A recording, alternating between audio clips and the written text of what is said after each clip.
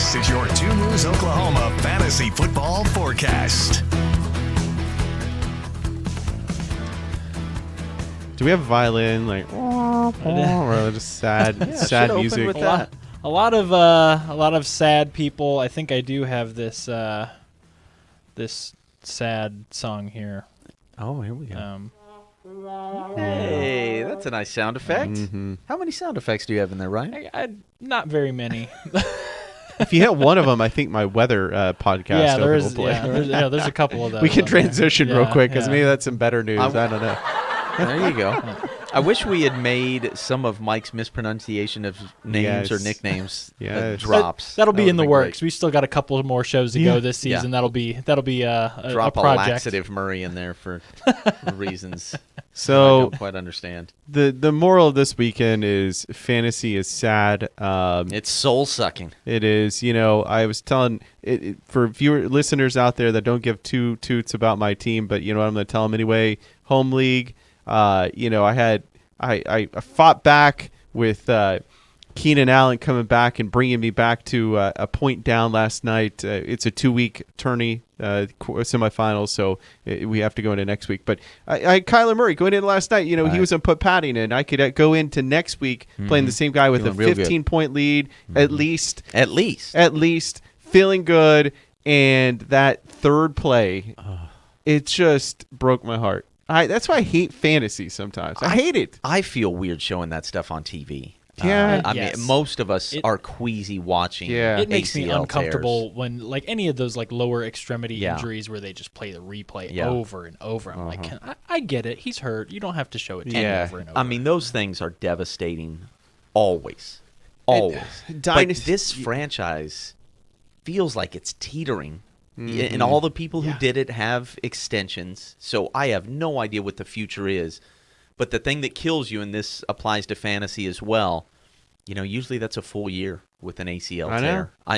It's not like we feel like we can see Kyler Murray in August next year and then see where he is and what do we think on draft boards. I mean, this is a guy who's not draftable, I think. Oh, yeah, if it's going to take a full year. If he was, depending on what your strategy is for your given league on taking quarterbacks, how high you're taking them, Kyler is usually one of those top 5-6 guys, just based on the running ability, that extra bit of fantasy juice. I would be even more weary than I usually am because Kyler's one of those guys that I worry about just consistency as far as fantasy points. Sure, but after this, I wouldn't be surprised if in a lot of leagues, but I mean, save for ours, which, obviously any leagues that have 2 QB spots, he's still going to get taken. Yeah. But just long-term wise, I would not want to touch him if I don't have to. Here's some counterpoint to that. Chris Godwin got hurt at the same time last year with an ACL. He did play week 1, although he pulled a hamstring. Deshaun Watson, when he tore his ACL, he broke the rushing record the next year. Mm-hmm. So he did tear his ACL, and I've been doing a lot of research on this because I got Kyler Murray. And they've sped up the recovery on it for sure. Oh yeah, when Deshaun he got hurt in week 8. So that was a little earlier, but he did come back and play fully, and it was incredible rusher. I think Kyler is a freak athlete. I think he will be back week 1. But it will be in a limited capacity, and it won't be until midway through next season that you get the rushing upside to it, because he will be probably a little skittish about running. I would be after that. Mm-hmm. Is there something? I mean, that was real turf. I feel like is this common theme where people are getting hurt with their knees? All the players complain about the turf. Yeah, they all seem to be against it, and they're more pro grass. Correct. Yeah. But this was real grass, right? I can't remember. I don't know what they have in there. I think it's real grass because they move it in and out. I thought it was in Arizona. Yeah, it's real grass. So what do they have at LA? Because they complain about that one too. Is that turf? Well, I assume that was turf. Yeah, but it's so brand new and fancy. I imagine they probably splurged on the turf. But so you all obviously have concern with him as in a dynasty league, keeping him. Yeah, I mean, I have him on my team in our league. Here's the point that I think we could chew on for a little bit. Name me the quarterback who is a true dual threat, who within the first, let's say, 5 years of his career doesn't suffer a pretty significant injury. There's probably somebody, but my point here is, in a league like that, I think you've got to be looking to move those guys. So Jalen Hurts would be the next soon. guy up exactly. to move. Yeah. Right. Jalen Hurts, the year he's had, like he continues to defy the doubters, and I am one of those doubters. And I'm now Josh Allen, I guess you could put in that. He's a beast Thank running. you. Absolutely. Yeah. Okay, now this is getting interesting. And he does some crazy stuff. Yes, he does. Yeah. Yes, he does. This is to me, this is getting interesting because I think you generally, I would have said, you sound like a fool doubting Josh Allen. Right now, you sound like a fool doubting Jalen Hurts. Sure.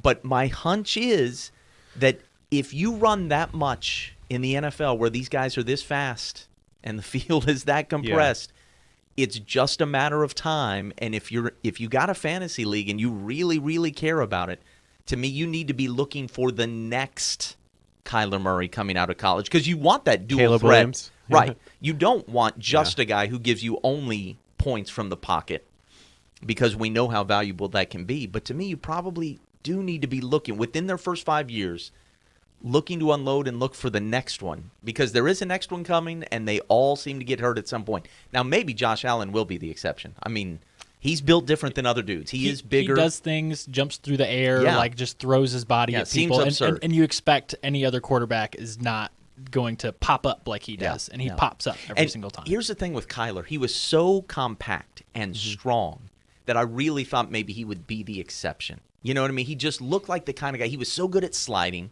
so good at avoiding contact, probably better than any quarterback I can think of at running without ever actually getting hit. And so I thought, I think Kyler can avoid this sort of thing, and then a non-contact one just jumps out. If you're running that much, the odds are just not in your favor eventually. But looking back, I mean, he had the hamstring injury that they say could have neurologically weakened the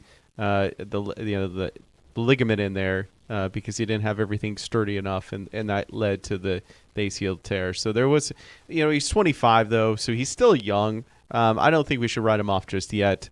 Absolutely, he's a fighter. He's a competitor. I think he will be back. It's just going to take some time. And it was a true quarterback graveyard this week. Yeah. A lot of guys like either already out and backups are playing or guys going out. Obviously, we've sat here and talked about Kyler. Lamar Jackson's been out. Tyler Huntley, his replacement, goes out. So you'll want to monitor that as far as they have Anthony Brown, who is their third string quarterback in Baltimore, which... Ooh. Yeah, he's played some, right? I think last year. Yeah, maybe a little bit. And then Russell Wilson and Kenny Pickett both pick up concussions. Those will both be guys to watch going forward if you've had to start them at all. What a year for Russ, man! That welt on his head, and I just thought, this guy, man, snake bit, stem to stern this season. So they both go down. Mike White gets annihilated against Buffalo. Still goes back out there. And even I was surprised that he gets hurt and Joe Flacco is the guy to go in. Zach Wilson wasn't even dressed. Yeah, I would not have expected that. Yeah. Joe Flacco. I was thinking to myself earlier. Couldn't have looked more bored to be there. Joe Flacco. Just here so I don't get fined. Just picking up a paycheck at this point. Yeah, so we'll see what happens with him. Obviously, he went to the hospital as a precaution, but ribs, quarterback, you think all that twisting motion and everything, and obviously just getting hit over and over, that is not going to feel nice. Just be glad my team is not in the playoffs in your all's. That's what you said, yeah. Yeah. That's what you said. Yeah. You're coming. Well, that's the thing. You're coming now that you're eliminated. Yeah. We talked about the scenario that sort of set up you missing and then me getting the bye week. Had that been reversed, I would have been playing you this week, and I would have lost. Yeah, right. I mean, there's the luck in fantasy. It's not. I heard. I don't know if I said this last time. There's an idea that, and maybe we can implement this next year. You get 2 flags per year. Did I mention that last podcast? You mentioned it to me. Oh, okay. In the studio. I don't think you. So what happens is you get 2 flags. And let's say the Kyler incident happened, and I still had a flag. I can pull out a flag and substitute a player. And you only get two the whole season. So you can use the first game, first 2 weeks and be done. Or that person can then pull the flag too and switch someone if they have one to match up against that. It takes a little bit of luck out of the scenario. Yeah. I might reduce it to 1. because I'm imagine being beaten by that like multiple times. Yeah. Like everybody face, I'd lose my mind. tears an ACL. Yeah, exactly. I think you would have. And it would, you'd complaints have would be to loud. really think about using it. Yes. Yeah. Yeah. Uh-huh. So maybe one flag per year. It takes a little less of the luck out. The tie situation, I would have done that, and I would be in the playoffs. Yeah. Uh-huh. So, and I would have won. So I Right. mean, yeah. That's Actually, I think you can leave now if you're not in the playoffs. I don't think you get to do the podcast anymore. It's just, me and Ryan struggling through this. Your team. I think before going into the playoffs, I'm the 1 seed, right? You I got the one seed. glanced at my matchup Yeah. this week, and there's no way I feel like I'd put my odds at a little less than 50%. I mean, it's just. Oh yeah, I don't feel good at all. It's a complete crapshoot anyway, and you really only need 1 or 2 guys, CeeDee Lamb, to inspire less confidence than usual for you to feel like, what am I going to do with this roster?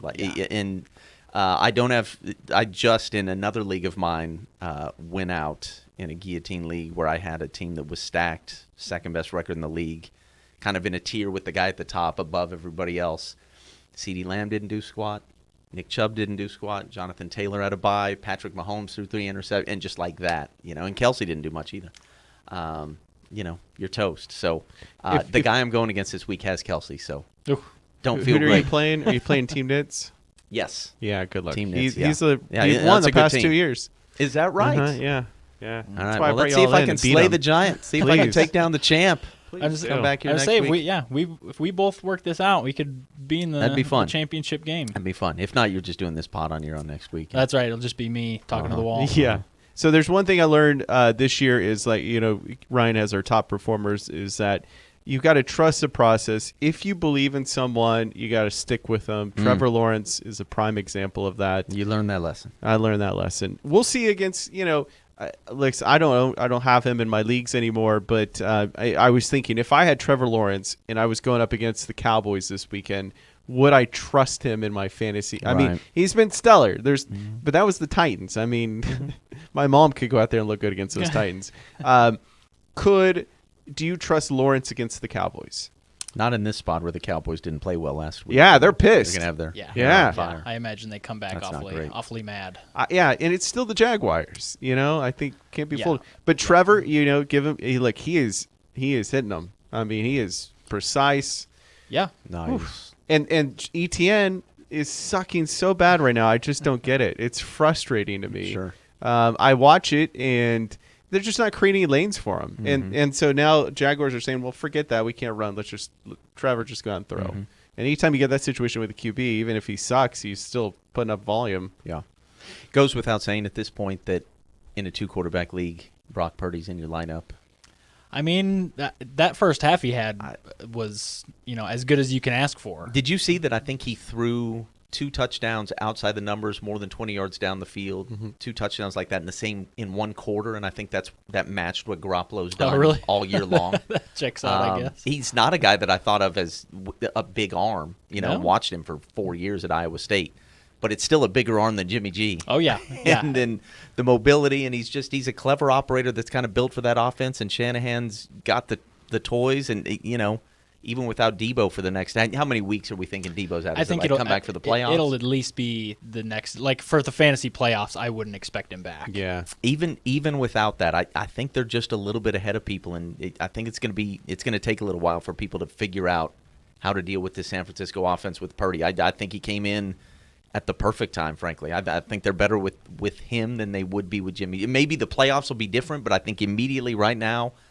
I like that team. What they did to the Bucs? Oh, well, and at first I'm a believer. At first you think he can just dump it off to McCaffrey all the time, which he certainly can, and then he hits McCaffrey on a wheel route, Stuff just all drops it in good. the bucket. I know. I loved all of it. Kittle had some great, Yeah. Great stuff that was a little bit different. Just the wrinkles they throw in, the weapons they have, and a kid who, Mr. Irrelevant, right? Well, but I'm certainly gonna is be the playing with a contrarian. ton of poise. I'm going to be the contrarian in this. I think it's fool's gold. He reminds me of Gardner Minshew. And I think it's going to come crashing down to earth. I think, Dalton looked great against the Buccaneers. So I want to throw caution to the wind on that. But if you have no other option, you got no other option. But boy, I'd almost play Goff ahead of Purdy. Let me play devil's advocate. Devil's advocate. I think if Minshew had been drafted by the Niners and had these weapons and Shanahan calling plays for him, he would still be on fantasy teams and still have a spot in the league. I mean, I think that culture is so healthy, the number of players they have, and taking it outside of fantasy. I have a bunch of friends who are Dallas Cowboys fans, and this was before Purdy put 35 on Tampa last week. I said, I still think San Francisco beats you guys in the playoffs. I don't fear Philly. Now, maybe I do after this week. Right. But I said last week, I don't think I fear Philly even as much as I do San Francisco come playoff time, even with Purdy in the lineup. Could be wrong. I mean, I could be wrong. I think you can jump on Philly. I don't think you can jump on the Niners. Like as far as like come out early and like score on them and, you know, kind of take that early advantage, which I think might be the only way to beat Philly is like really get out there early. Because against the Niners, that defense, you just can't do it. The only way to beat Philly right now is slow down the clock and run, and they've beefed that situation up. So, it's going to go through Philadelphia. I remember the 2017 team, and I thought that was pretty incredible. This is by far better team, all around than the Super Bowl team of 2017. I mean, the defense from the line to the ends to the corners to the linebackers to the receivers, the dual threats, the running backs they have. Their offensive line is amazing. I think you have Jalen Hurts. If you compare the 49ers players by players and overall, the Eagles would be better for the fact that they have Hurts and there's Purdy over there. I think that's where it boils down to. Okay. Now, McCaffrey is way better than Sanders, no doubt. But then you have Debo out, who's going to be out for a while. You've got 2 first-round picks as your receivers out there. You know, I think was it Sanders a first-round or a second-round pick? You've got Goddard coming back. Man, I'm Homer. I get it, but I'm also very in denial of my Eagles. But man, this year might be their year. It's the time to buy in. It is. Eagles at Cowboys Christmas Eve. Yeah, that would be fun. Is that going to be any good? You know, the Eagles have good record in Dallas, so they do. ESPN's matchup predictor has that game at a 62% chance Dallas wins. Okay. Huh. Now, I mean, that's it's a divisional rivalry, thing. so you never know. You never know. Did Michael Irvin come up with that? Yeah. they got to find some extra they stuff can barely for him beat to do. the Texans. Yeah, that's right. Oh my God, Dak does not look good. At times, that's right. I mean, looked okay when they beat the Vikings 40-3, but you're right. It's been like this. Look, with the Dallas Cowboys, and you should always look at this thing. Well, I don't know about always, but more often than not, you should look at it in a vacuum. Mm-hmm. Philly has done what it's done this year. Like, look at it, analyze it, take it seriously. There have been, they beat Dallas with Cooper Rush. So that's a thing to take note of. But for the most part, examine what they've done this year.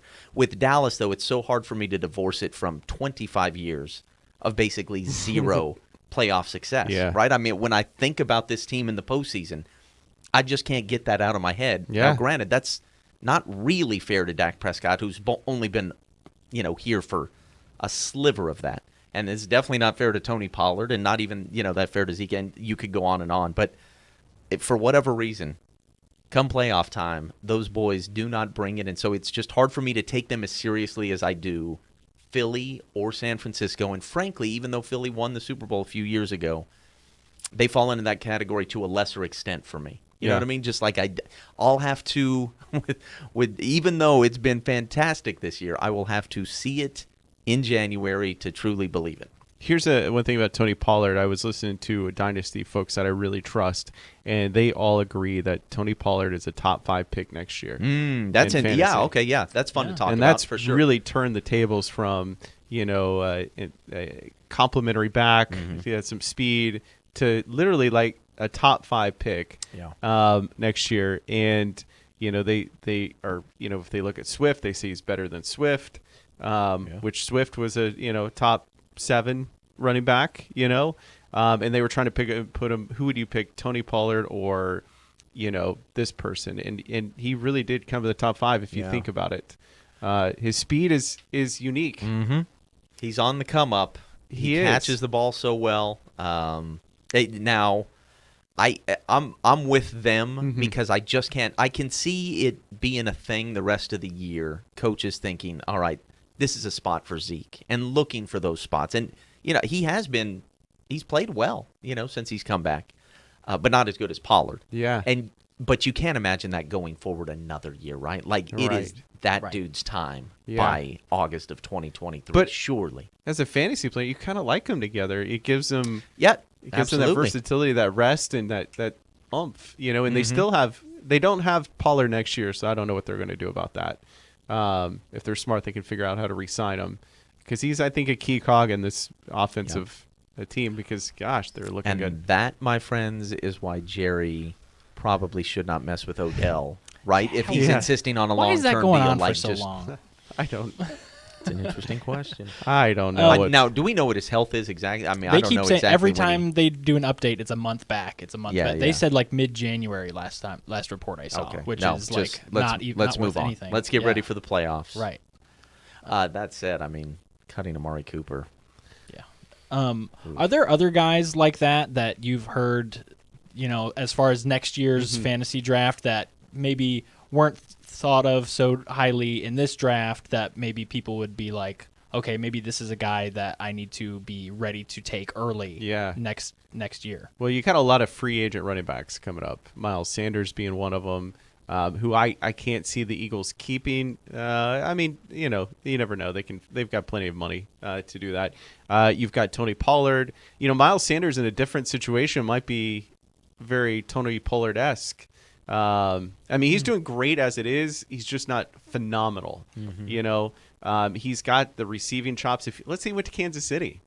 When our perspective changed completely of Miles Sanders, I think so. I would maybe top 3 overall. Think about, like Clyde when he came out of college. Oh, everybody's like, he's the next big thing with Patrick Mahomes there. So, or what if Tony Pollard goes to Kansas City? So you got to start thinking about these free agents coming up. There seems to be a lot of free agent running backs. Off the top of my head, those are the only 2 I could think of at this current time. That would be bonkers, by the way. But wouldn't it? It's now Pacheco runs hard. He does, but for a little so dude. I looking that up. I mean, his average is at 4.8. So their issues don't exactly make sense to me. You know what I mean when it comes to running. Some of it really is just the way they're constructed and built, the way they expect to win. A lot of it's Andy Reid and just what he's been for the most part forever as a play caller. They kind of struggle to find a rhythm, even though it's not all bad. It's not all bad, but it's also not something that you feel like you can rely on or win with. Saquon very often is going to be a free agent. Yeah, so that's that interesting. How much will he command with the injury history, the age? And he hasn't done wear and the tear. greatest. He's been good, but he hasn't been elite. I say that Giants winning streak to start the year, he's looked a lot different since then. Yes, and that he has certainly been it seems to be a direct correlation to them sort of falling off here. And, yeah. They have that's right. They have the big game this Sunday night against Washington. After just like 2 weeks ago playing them to the tie. Yeah, right. So we'll see how that sort of shakes out. Let him have. This is the time for San Francisco to come in and swoop him up, right? I can't believe McCaffrey. I can't believe they pulled that off. Let's just throw it in. Let the thing get absurd. Yeah. Take them all, Shanahan. Pacheco reminds you of typewriter feet. If you ever watch him, have you ever seen his feet? Yeah. Notre Dame's got a back like that. He goes nowhere, and it drives me nuts. Wow. Move forward, pal. So another couple different things. We had mentioned Deshaun Watson just real quick. Caden, I didn't know if you'd seen anything out of him. Is it just rust? Should people be like... Should people be worried if they took him and they were like, a lot of people might have taken them toward the end of their draft saying, oh, I'm going to bank on this guy. He's going to come back and be what he was. So far has not looked that way. Yeah, I've enjoyed the first couple of weeks where it hasn't been great. I'd be lying if I said I didn't think that it won't get pretty good pretty quick going forward. It may, and maybe I'm wrong. I mean, that Cleveland franchise... But it was better, right? Threw for 270. Is that what he threw for this? I mean, it's probably going to click sooner than later. I don't know if that means this week. We are running out of time, but my guess is if you have him on your roster and you're in the playoffs, he might just jump up and win you a week, one of the next two. I've enjoyed rooting against him and seeing it not be great so far, but I'm doing that knowing the time's probably coming to an end. It's Deshaun Watson. So, again, to kind of show you comparison, he was QB, I think, 34 out of 32 quarterbacks the first week. That's pretty pathetic. Right? Yeah. I don't know how that happened. Yes, because you had running backs throwing. Yeah, something like that. Yeah. This week he was 14. So you can see the increase. And even though it wasn't on the scoreboard, but he moved the offense quite a bit better. He scored 16 points in fantasy, which is not – it's okay. It's average. It sounds very Goff-like. But, I watched him the other day, and he had an incredible, 65, 70-yard bomb that was beautiful. And I thought, man, that guy's still got arm strength, no doubt. I watched him go for a first down on fourth down running. He looked great. And he's definitely knocked off the rust from last week. So if that continues, now he's got the Ravens coming this week. Ravens, yeah. Which and then the Saints the week after that. Yeah. So it's gonna be tough, but if you're a guy like me that has Kyler down on the ground, and you only got this option, you're hoping that trajectory continues on the upwards. That or Baker Mayfield. New Rams How about quarterback. That? Yeah. How did we get this far into the show before we talked about Baker? What a moment that was. What a flash in the pan he is. Golly. Who do the Rams have this week? I gotta. Little Sisters. Is of there the Poor, any probably. chance? They've got Monday Night Football at the Packers. Any chance I can drop Aaron Rodgers and play Baker instead? Probably not. Probably not in Green Bay. But hey, you know what? That was to your point, though. I think that was a really great and fun singular moment that I think does signal an opportunity coming for him next year, whether that's with the Rams or someone else. I mean, I think the way he handled that certainly shows people there's a spot for this guy in the league somewhere. But to say that I'm now going to bet on that offense and that guy leading it in fantasy going forward, no. Does he not look funny to you in pads? He doesn't look like a quarterback. There's something that's not passing this eye test of mine. He's oddly built because he looks shorter than he actually is. Yeah, he's 6'1", right? He's powerfully built, but he still has to muscle up on throws in a way that other guys don't. A lot of guys are really free and easy. Yeah. Right. He has to muscle up on everything. Look, I watched him throw hundreds of passes at Oklahoma, and I've always believed that inside him somewhere, when it's all dialed in, he's more accurate than what he showed very often with Cleveland. Last year, I chalked that up to the injuries. I mean, we know he dealt with injuries. He was good until that injury bug sort of built it up. This year, I'm not sure what to make of his time in Carolina. Obviously, injuries became an issue at some point, but he didn't look good before that. He did have McCaffrey. I don't know. It wasn't a good situation. There's a reason Matt Rule was fired. Yeah. I don't want to say that it was all them. Yeah. He definitely had something to do with it, but it wasn't all him either. I don't think there still is something to be said for it's difficult to walk in to a locker room, just a few weeks in advance and have that thing humming that. But it never did look good in Carolina, and frankly, it didn't look good most of the night against for the Rams. If that game-winning drive doesn't happen, nobody's really talking about it. What other but quarterback he did would that. you compare him to? I know you got a comparison of Tua, but he goes into that family of guys for me, even though he does like to push it downfield a little more. Jeff Garcia. In the right, if you put him in San Francisco now, I would feel pretty good about Baker Mayfield, because I think that if you're asking him, and Sean McVay's very similar with that high, incredible offense and can give him the swagger. Stafford's not going to play much longer. Yeah, he shouldn't. McVay seems to really like Baker. Now, does he like him enough? Because it took him going after one of those really high ceiling guys to win a Super Bowl. Yep. And Baker's is closer to Goff in terms of overall talent than he is Stafford, who is, Stafford can throw the ball through a wall. Yeah. But I could see McVay, just like I could see Shanahan, using Baker really, really well. I could not see Matt Rule in Carolina doing it. Right. And Cleveland is just a mess even with all the talent they had. At some point, we have to make our peace with the fact that the franchise is either cursed or just so stinking terrible at what it does that, like, you know what I mean? It's just, you can't, like, fairly judge somebody. I'm not convinced that all those guys, Brady Quinn, Brandon Weeden, Colt McCoy, like, we could go down the list. I'm not convinced that all those guys would have washed out everywhere in the NFL. I'm not even convinced half those guys would have washed out if they had found better spots. But there's just something about that place that kills your career. Yeah. And the fact that he had that moment Thursday and maybe gives himself a chance going forward. Now, again, when you're talking about fantasy, he's never going to be your QB1, I don't think. No. He really would have to be in San Francisco, or McVay would have to completely reload and just be loaded for bear in LA for me to even ever consider that. But I could see him playing another 10 years and being a starter for most of that they're time. They're not going to have draft picks to get one of these better quarterbacks coming up. It is funny to see that you know, the Rams really wanted to trade for McCaffrey, and then they end up getting Baker. That would have been funny to see Baker and McCaffrey on the same team again. Yeah. Hey, I know you. Hey, buddy. This didn't work so well over there. We'll run through these last few notes I've got here. Okay. Jamison Williams this week came back. This time 13 snaps, only one catch, but the one catch was worth it. 40-some yards and a touchdown. Is he an Amon-Ra St. Brown killer? Thank you. They play different roles. I get that. So what I think DJ Chark is the Amon-Ra St. Brown killer. Yeah. Because Jared Goff seems to be on it with Chark since he's come back. That's been the deal. They've been, hitting Chark anywhere on the field. Yeah.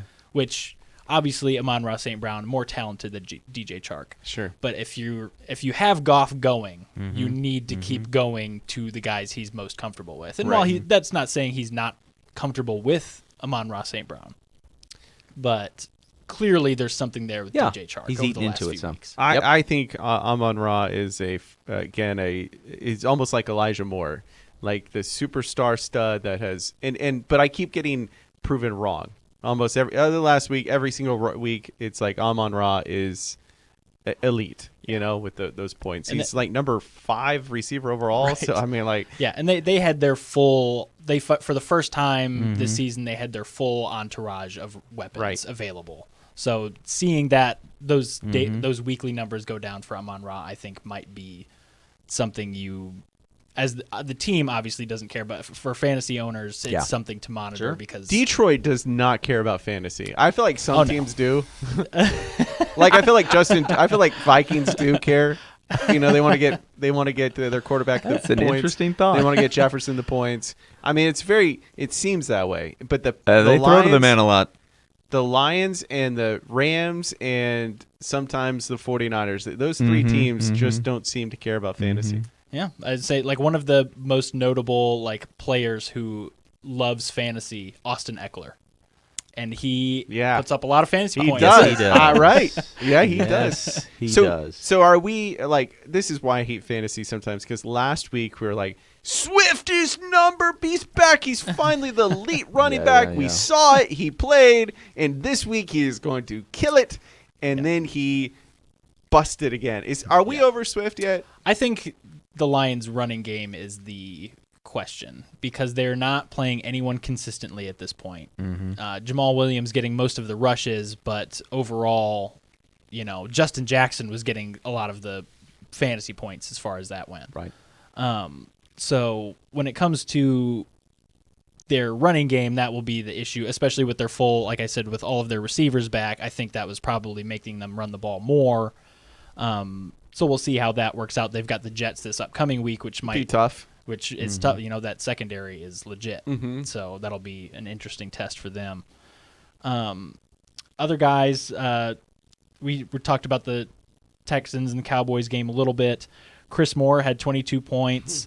Obviously relying on Texans is tough, but with Brandon Cooks, he's been in and out. And then Nico. Yeah. So Nico Collins has been out. So Chris Moore obviously benefits from that, and Texans are usually playing from behind, and they have the Chiefs this week. So when, and this will never happen, but if I were putting hundreds or thousands of dollars up in these fantasy leagues, I would concern myself with Houston Texans players, but as long as it's only a few bucks going in, I'm going to keep them on teams that I actually want to watch. Yeah.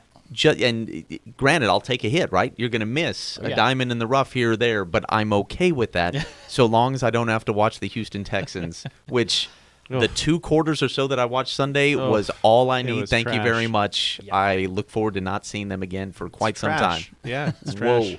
So with all the quarterback issues this upcoming week, Desmond Ridder, the Falcons are finally going to start him. We'll see how that ends up going. It's somebody to obviously monitor. If you have room on your bench, maybe you pick him up to just being hopeful, but obviously a wait and see there. If you have a better bench player to keep on your bench, you keep them. Yeah, and they are at New Orleans. If you can grab Chubb, go and grab him. I mean, look, he's got the college pedigree to prove that he can be a solid back. Yeah. I mean, this NFL, the way the wheels turn, just if you hold on to him for long enough, you might strike gold eventually. I like that it was over 5 yards per carry. It's been the last 2 weeks, right, where he's had at least 15 carries, and it looked pretty good in a spot where I wouldn't have necessarily expected that. So I think he has some guys coming to the league ready to go right away. Yeah, some guy, he was a home run hitter in college, and it's different in the NFL. I think his long run the other day was 12. You have to make a living differently. Yeah. I think maybe he is one of those guys who's figured it out a little bit late. Yeah. He was better than Foreman in this one. That'll be an ugly game. They got the Steelers. Yes, so that's right. That'll be a tough one. Like I said, on Channel 2, we've got Giants at Commanders. We will see how that one turns out with a lot of playoff implications on the line. Can we flex this? No, I guess they're in the playoffs. Yeah, did they flex this? Was flex. I would like to flex this out, but I guess I'm not. Because we got Saturday games. Don't forget, say your lineups. Yeah, we got Saturday 3 games. Saturday games. Yep. One, I think, on Saturday night on NBC, right? That's right. And as high as I am on the 49ers in this podcast, I do want to just acknowledge that this is a tricky spot for them. Seattle coming off a loss on the road. I get it. My Brock Purdy. I could be singing a different tune on old Brock Purdy next week. I get it. All right. So we'll wrap up. And playoff time. Playoffs. Everyone. Good luck. Good luck, everyone. Yeah. Those that are not playing me.